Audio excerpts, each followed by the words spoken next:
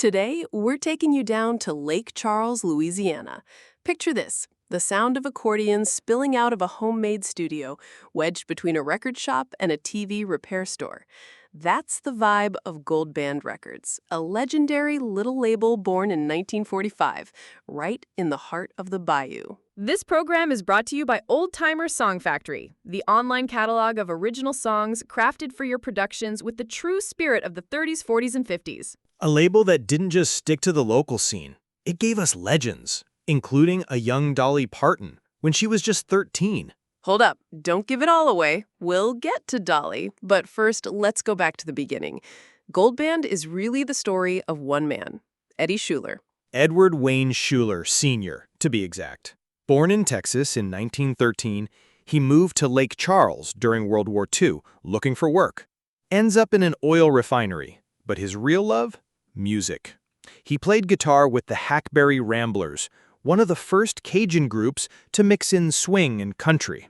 Then, he started his own band, the All-Star Reveliers. And that's when it all kicked off. In '45, Shuler wanted to record his own tunes. No label, no problem. He starts one himself, Goldband Records. At first, just for his own group, but pretty soon, he realizes he's onto something bigger. In 1948, he records Iry LeJeune. If you know Cajun music, you know Iry. That young accordion player basically revived traditional Cajun music at a time when folks thought it was old-fashioned. And those recordings came out on Goldband's sub-labels, Folkstar and TNT. Some of the very first Cajun records ever pressed. Up till then, that kind of music was mostly played live at dance halls, not put on wax. Then, in 1951, Shuler's own band, the Reveliers, had a regional hit with Ace of Love. That's when Goldband started getting real traction. But trust me, that was just the warm-up. By the early 50s, Shuler went big. He built what folks called the Goldband Complex, a full-on recording studio, a record shop, and even a TV store, all in Lake Charles, a hub for local talent. And he didn't just stick to Cajun. He recorded everything: blues, R&B, country, early rock and roll, swamp pop, zydeco, you name it. If it had soul and roots, Eddie was rolling tape. One of the label's early classics came in 1954, Boozoo Chavis's Paper in My Shoe. That one blew up.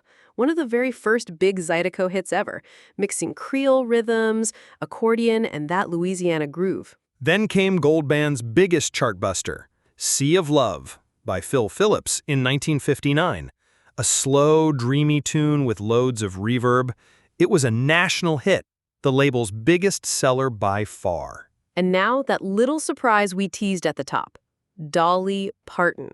In 1960, she stepped into Goldband's studio at just 13 years old to record her first ever single, Puppy Love.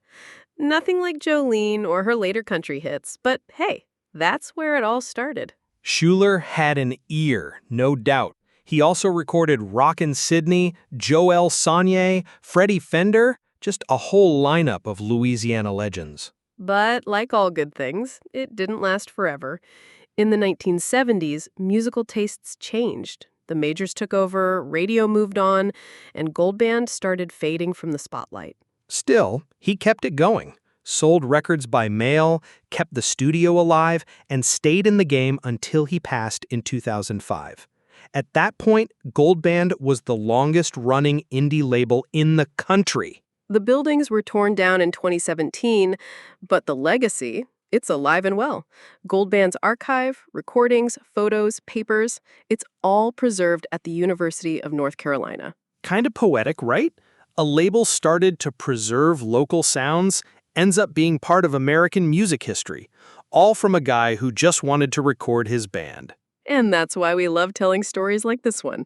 Thanks for joining us on this trip through Goldband's grooves. We'll be back soon with more hidden gems from music's past. And hey, if you ever find an old 45 with Goldband on the label, don't pass it up. You're holding a piece of the bayou in your hands.